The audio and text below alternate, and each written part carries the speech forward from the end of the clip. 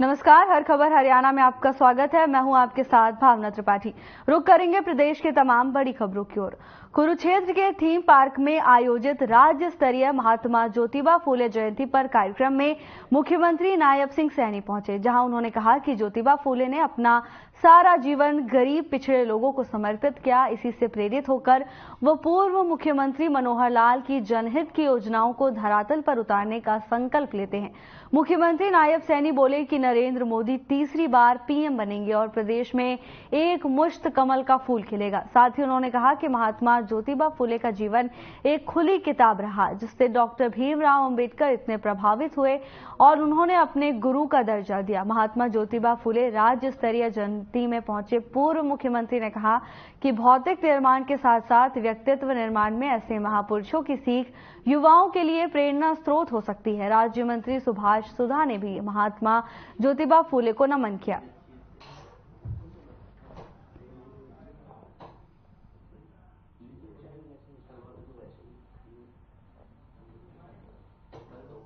उन योजनाओं को इस समय बोलने का, बताने का अवसर नहीं है। किसी न किसी अन्य सभाओं में जरूर आपके सामने वो रखी जाएंगी कि कैसे हमने, प्रधानमंत्री जी नरेंद्र मोदी जी ने गरीब के घर में राशन पहुंच जाए, गरीब के सिर पर छत हो जाए, उसके घर में पानी का नल पहुंच जाए, बहन बेटी माता हमारी वो घर में खाना बनाती है, धुएं से उसका शरीर, आंखें खराब होती हैं, उसके घर में कैसे रसोई गैस सिलेंडर पहुंच जाए। कितने ही काम किए एक एक परिवार को संभालने के लिए कि जिसकी आवश्यकता है उसको चक्कर न काटना पड़े, हमारे यानी राजनीतिक लोगों के घरों पर आकर के भीड़ न लगानी पड़े, बल्कि घर बैठे उसका काम होना चाहिए।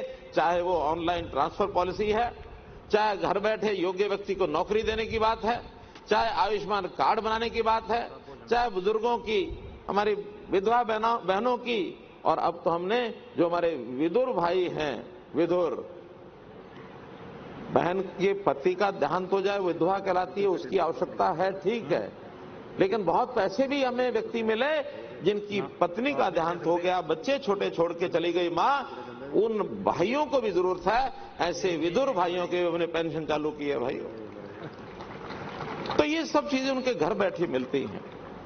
शिक्षा, और शिक्षा का उल्लेख मैं करना चाहूंगा, इसलिए सावित्री नाम बड़ा नाम है। सावित्री एक पवित्र नाम है। आज मैं दो सावित्री को याद कर रहा हूं। एक सावित्रीबाई फुले, जिन्होंने महात्मा ज्योतिबा फुले की अर्धांगिनी बनकर के और शिक्षा जगत में महिलाओं की शिक्षा की लौ जलाने में काम किया, और एक हमारी माता समन सावित्री जिंदल यहां बैठी हैं। समाज सेवा में ये परिवार भी कम नहीं है।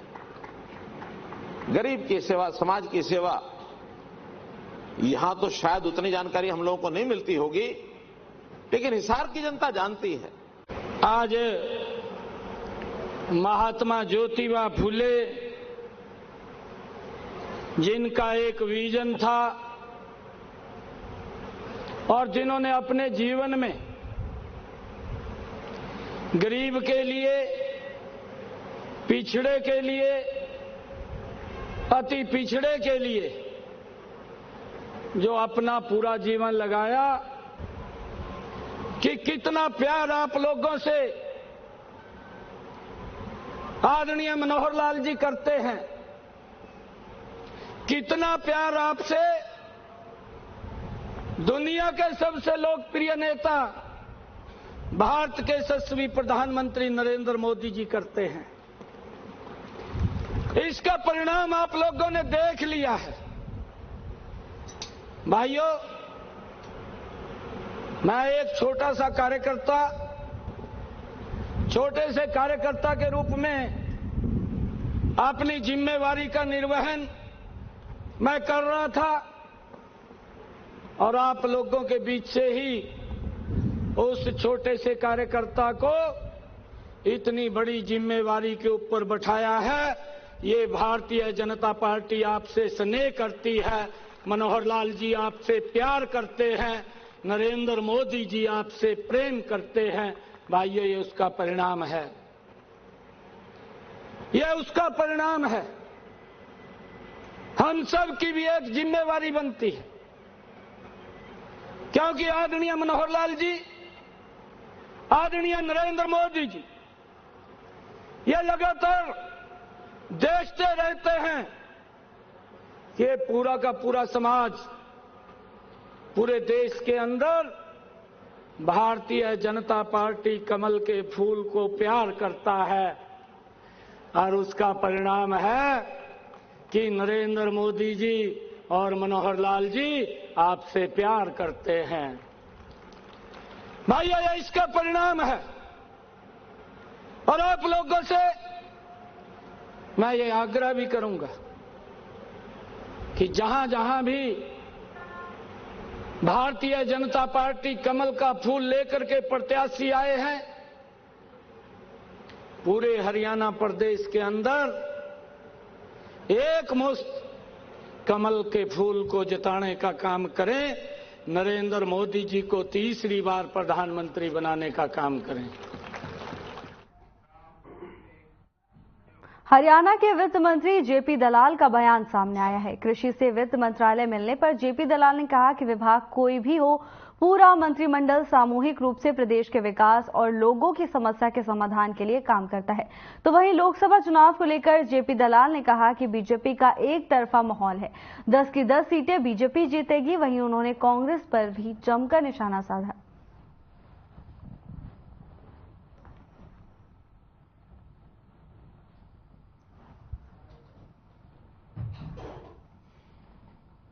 ऐसा है कि एक तरफा खाली ग्राउंड है, अब किसी के कैंडिडेट आए ही नहीं हैं।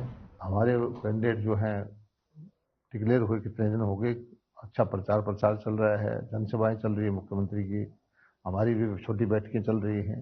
एक तरफा माहौल है। सब लोगों ने फैसला कर रखा है कि देश के अंदर तीसरी बार मोदी जी को प्रधानमंत्री फिर बनाना है।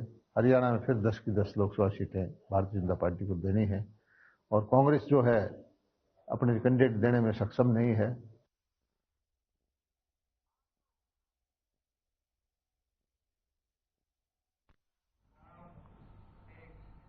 लोकसभा चुनाव को लेकर राज्यसभा सांसद दीपेंद्र सिंह हुड्डा ने कहा कि मुझे पूरा विश्वास है कि रोहतक लोकसभा से लोगों का मुझे आशीर्वाद मिलेगा और भारी मतों से जीत होगी।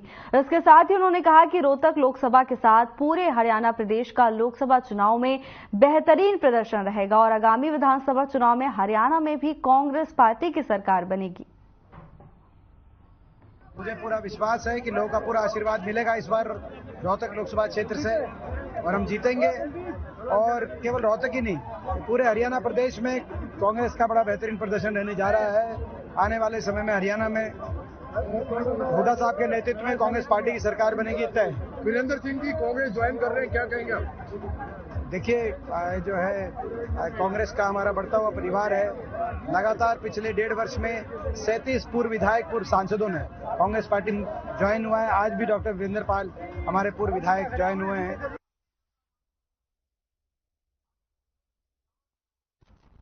लोकसभा चुनाव को लेकर सभी पार्टियों ने कमर कस ली है। लोकसभा के उम्मीदवार खुद प्रचार प्रसार कर रहे हैं, तो वहीं पार्टी और परिवार के लोग भी उनके लिए प्रचार प्रसार कर रहे हैं। कुरुक्षेत्र के विधानसभा क्षेत्र शाहाबाद में इंडियन नेशनल लोकदल के कार्यकर्ता गुरविंदर सिंह बबला के घर लोकसभा उम्मीदवार चौधरी अभय सिंह चौटाला के बेटे युवा नेता अर्जुन चौटाला पहुंचे, जहां उन्होंने कार्यकर्ताओं और समर्थकों के साथ बातचीत की। साथ ही कुरुक्षेत्र लोकसभा उम्मीदवार चौधरी अभय सिंह चौटाला को भारी मतों से विजयी बनाने की अपील भी की।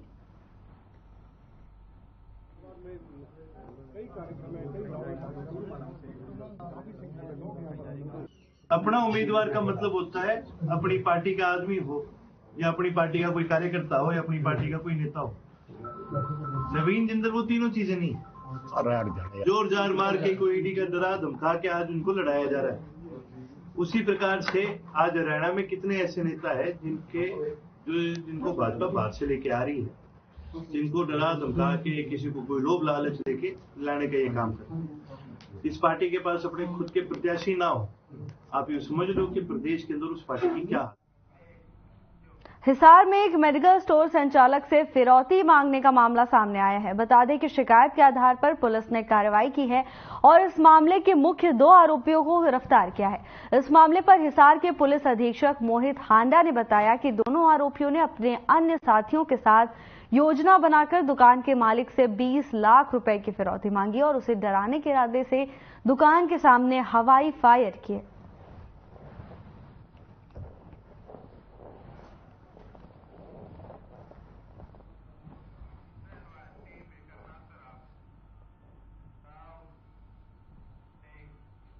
घरों में बन रही कच्ची शराब पर एक्साइज विभाग और पुलिस की टीम ने छापेमारी की है। ये छापेमारी करनाल के तरावड़ी के सग्गा गांव में की गई। इस दौरान 4 घरों में कच्ची शराब बन रही थी। पुलिस ने मौके पर पहुंचकर कार्रवाई की। बता दें कि बड़ी मात्रा में कच्ची शराब बनाने का सामान और कई बोतलें बरामद की गई हैं। चुनावों के दिनों में इतनी भारी मात्रा में कच्ची शराब बरामद होना एक्साइज और पुलिस विभाग के लिए बड़ी कामयाबी है। वहीं जिन घरों में शराब बनती है उनके घर के सदस्यों से पूछताछ की जा रही है। इसके साथ ही आने वाले दिनों में भी ये छापेमारी जारी रहेगी।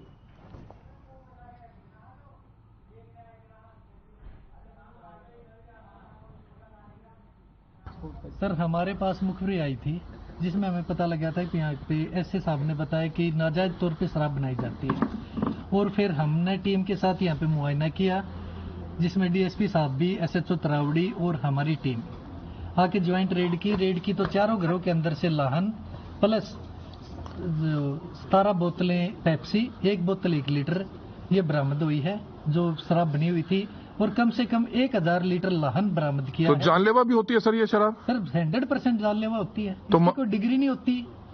जैसे यमुनानगर में कांड हुआ है, जहरीली शराब हो सकती है, कुछ भी। तो चुनावों के दिन है, ऐसे मौके पर आगे भी छापेमारी कार्रवाई इस तरह की जारी रहेगी? लगातार हमारी टीम सक्रिय है, छापेमारी कर रही है और जितना भी हो सकेगा।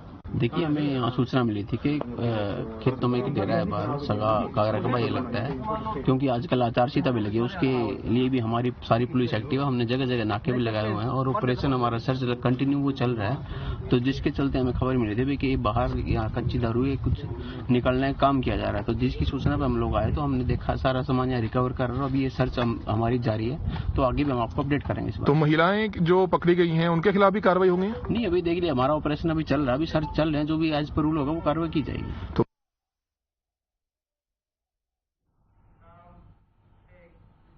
कुरुक्षेत्र में जीटी रोड पर मसाना से पराली से गत्ता बनाने वाली फैक्ट्री और राइस मिल में भीषण आग लग गई। आग लगने से लाखों रुपए का नुकसान हुआ। वहीं कड़ी मशक्कत के बाद फायर ब्रिगेड की गाड़ियों ने आग पर काबू पाया। गनीमत रही कि कोई जान का नुकसान नहीं हुआ। वहीं फैक्ट्री के मालिक ने बताया कि आग से लाखों रुपए का नुकसान हो गया है। फैक्ट्री के अंदर रखा लाखों रुपए का माल एक ही झटके में जलकर स्वाहा हो गया। वहीं गेहूं के खेतों के मालिक ने कहा कि इतनी तेज थी कि आग की वजह से गेहूं की तैयार पककर खड़ी फसल भी जल गई।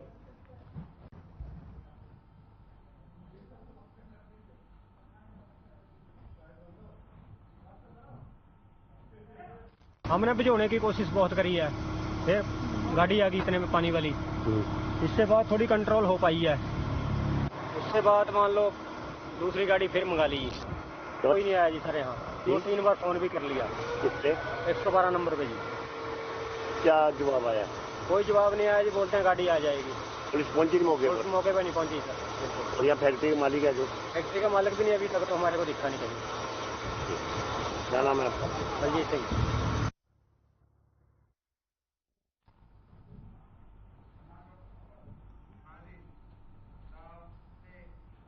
करनाल में विश्व स्वास्थ्य दिवस मनाया गया। स्वास्थ्य संबंधित सभी लोगों को निःशुल्क सुविधाएं मिले, इसके लिए जिला स्वास्थ्य विभाग कुछ 3 नई सुविधाएं शुरू करने जा रहा है। जिला नागरिक अस्पताल में ऑडियोलॉजिस्ट ने ज्वाइन किया है, जिससे सुनने और बोलने वाले मरीजों को सुविधा मिलेगी।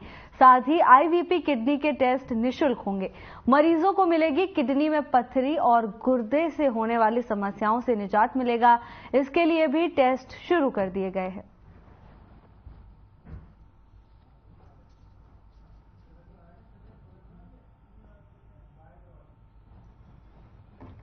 मेरा स्वास्थ्य मेरा अधिकार, माई हेल्थ माई राइट। मतलब सिंपल सा मतलब ये है, मेरा स्वास्थ्य मेरा अधिकार है, मैं अपने अधिकार को लेना चाहता हूँ।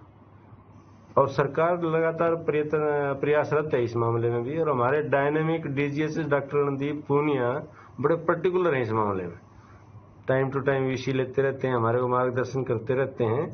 और 2 दिन पहले भी उन्होंने ये वीसी ली थी, उसमें भी स्पष्ट कहा था कि साफ सफाई का अपना वर्ल्ड हेल्थ डे मनाना है, वो कैसे मनाना है उसमें मैं आपको बताऊंगा थोड़ा। इसका मतलब ये है कि वह सबको अफोर्डेबल हेल्थ सर्विसेज मिले। वैसे बड़ी अच्छी बात है, हरियाणा सरकार तो पहले ही बड़ी अच्छी और कम खर्च वाली सुविधाएं सभी को दे रही हैं, जिसमें से बीपीएल और आयुष्मान का तो कोई पैसा लगता ही नहीं। और आम जनता के लिए भी दवाइयाँ, टेस्ट सब फ्री है, एक्सरे फ्री है, अल्ट्रासाउंड फ्री है, सीटी स्कैन के भी रीजनेबल चार्जेस लगते हैं बाहर के कंपैरिजन में।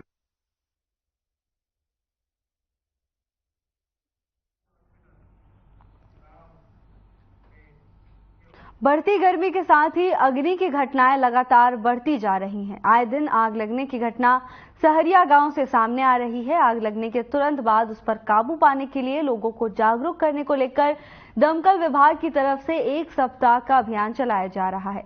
दमकल विभाग की तरफ से रेवाड़ी के नागरिक अस्पताल में डॉक्टर और नर्सिंग स्टाफ को इसकी ट्रेनिंग दी गई, जब घटना हो तो कैसे फायर के इक्विपमेंट का प्रयोग कर आग पर काबू पाया जा सके।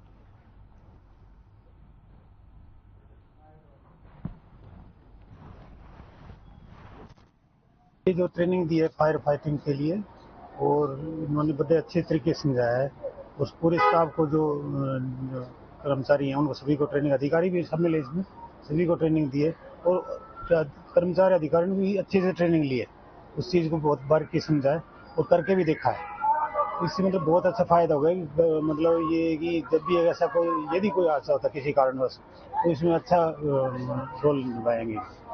छोटी मोटी कमियां भी जिस तरीके से आग देखने के लिए मिली, छोटी कमियां तो ये है कि हमारे सबसे बड़ी जो नोट की गई है इसमें कि जो गाड़ी है, अभी हमारे हॉस्पिटल में कोई इस तरह का इंसिडेंट हो जाए तो फायर ब्रिगेड पहुंचे, उससे पहले हम कैसे बचाव करेंगे, उसके लिए जो इनका स्टाफ था, क्लिनिकल स्टाफ था, डॉक्टर स्टाफ था, नर्सिंग स्टाफ था, उनको सभी को एक मॉक ड्रिल के माध्यम से समझाया गया कि भाई जो इक्विपमेंट है, जो फायर फाइटिंग इक्विपमेंट है, वो कैसे इस्तेमाल किए जाते हैं और कौन सा इक्विपमेंट किस तरह की आग अगर लगती है तो उस पर इस्तेमाल किया जाता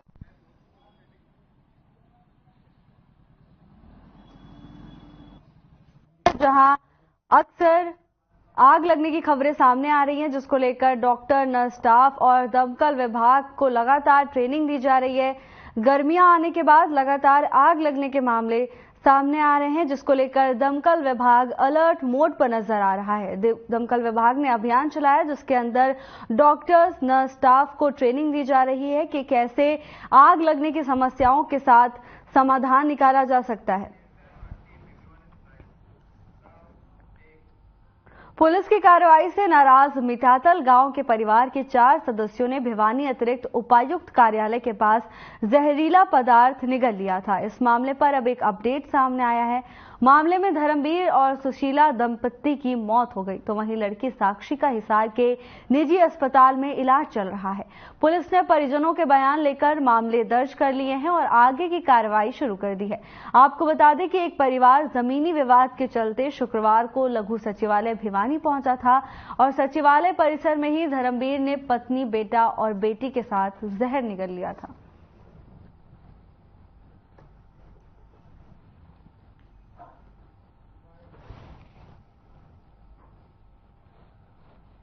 हमारे पास कल सूचना प्राप्त हुई थी, धर्मवीर पुत्र सतवीर, सुशीला पत्नी धर्मवीर, अमित व साक्षी, ये धर्मवीर की लड़की एक लड़का, चारों ने अपने घरेलू कारणों से जहरीला पदार्थ खा करके यहाँ हॉस्पिटल में दाखिल हुए थे।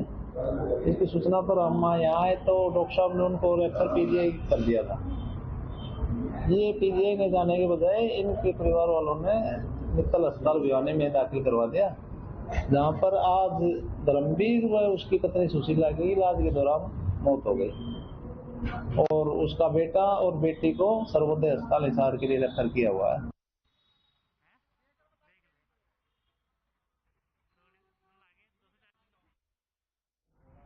रेवाड़ी में दिल्ली जयपुर हाईवे पर सड़क के लगी डिवाइडर की रेलिंग कार में आर पार हो गई। हादसे में कार में सवार सभी 5 लोग सुरक्षित हैं। एक शख्स के पैर में मामूली चोटें जरूर आई हैं। ये सभी जयपुर के उत्तर प्रदेश के बागपत लौट रहे थे। प्रत्यक्षदर्शियों के मुताबिक कार की स्पीड 80 से 90 थी। बागपत निवासी नीरज भाटी ने बताया कि वो अपने 4 दोस्तों के साथ ऑल्टो K10 में राजस्थान की राजधानी जयपुर में किसी काम से गए हुए थे। हादसे में कार की अगली सीट पर बैठे एक शख्स के पैर में मामूली चोटें आई हैं, जबकि बाकी 4 लोग पूरी तरह सुरक्षित हैं।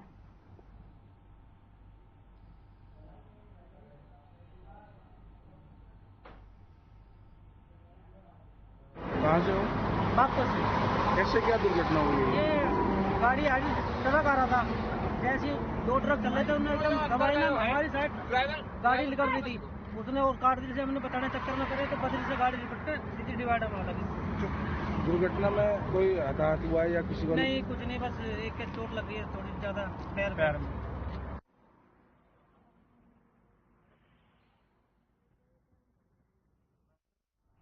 रेवाड़ी में एक दुकान के बाहर अतिक्रमण को लेकर शुरू हुए विवाद के बाद 2 पक्षों में झगड़ा हो गया।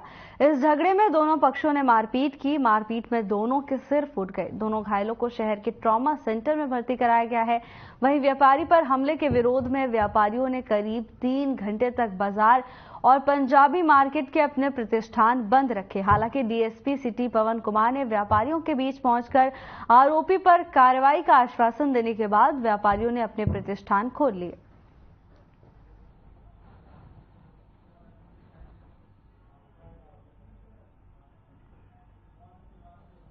घटना हुई है कल पंजाब हैंडलूम, उसकी लड़की के साथ, उसके लड़के के साथ। लड़के का तो सिर फाड़ दिया, लड़की के पैर में भी लगी है काफी चोटें।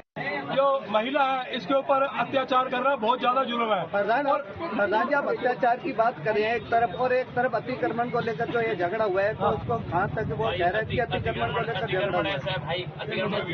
अतिक्रमण तो देखो ये सब बाजार में हो रहा है जी, इसका तो नगर पालिका ही हल करेगी। हम तो हजारों बार कह चुके हैं, तो ये नगर पालिका का काम है, वो इसको अतिक्रमण हटाए, हम उसके साथ है। व्यापारी संगठन बाजार में उपस्थित सुनो अरविंद यादव जी, मैं पूर्ण विश्वास के साथ ही आपको एक बात कहता हूं कि किसी भी प्रकार की कोई देरी नहीं की जाएगी, और जो इसने अपराध किया है उसको सजा दिलाकर रहेंगे। आप पुलिस का सहयोग दें ताकि हम 1 से 2 होकर के काम कर सकें। जिसने ये समझ के कि यहाँ कोई चोट नहीं लगी, आगे कोई चोट मारी है, उसका भी हम तफ्तीश के अंदर बिल्कुल खुलासा कर देंगे। पूरा मामला ये था जी, जैसे मैं गाड़ी लेके गोकलगढ़ की तरफ से वहाँ से निकला, उनका अतिक्रमण पड़ा था रोड के ऊपर, जो पूरा शहर, पूरी आम जनता सब परेशान है। पूरे बाजार वाले ने, कमेटी प्रशासन ने जो भी उनसे खूब बोल रखा है, फिर भी एक गाड़ी निकलने की जगह भी नहीं है। ठीक है, उन्होंने उनके बोरे वगैरह जो भी कुछ कल इतना घना अतिक्रमण था, जैसे वहाँ पे मैंने गाड़ी थोड़ा सा आगे ली, हॉर्न भी बजाया, हॉर्न बजाने के बाद में मैंने गाड़ी थोड़ा सा आगे ली, वो जो सामान अतिक्रमण पड़ा था उनके वो भिड़ गया। पूंडरी विधानसभा के गांव हावड़ी में प्राइमरी स्कूल के बच्चों में भय का माहौल बना है, क्योंकि परिजनों ने आरोप लगाया कि दूसरी कक्षा के बच्चे के साथ हावड़ी गांव के ही एक लड़के ने यौन शोषण जैसे संगीन आरोप लगाए। पीड़ित के परिजनों का कहना है कि आरोपी बाहर से स्कूल में दाखिल हुआ और स्कूल समय ही बच्चों को स्कूल से ले जाकर उनके 7 वर्षीय बच्चे के साथ दुष्कर्म किया। पीड़ित के परिजनों ने बताया कि 2 दिन पहले जब बच्चे को उसकी दादी स्कूल से लेने आई तो बच्चे ने अपनी दादी को आप बीती सुनाई। वहीं स्कूल के प्रिंसिपल ने बताया कि हम सीसीटीवी कैमरे खंगालने की कोशिश कर रहे हैं और जो भी जांच में आरोपी पाया गया उसके खिलाफ कार्रवाई की जाएगी। जल्द ही आरोपी को गिरफ्तार कर लिया जाएगा।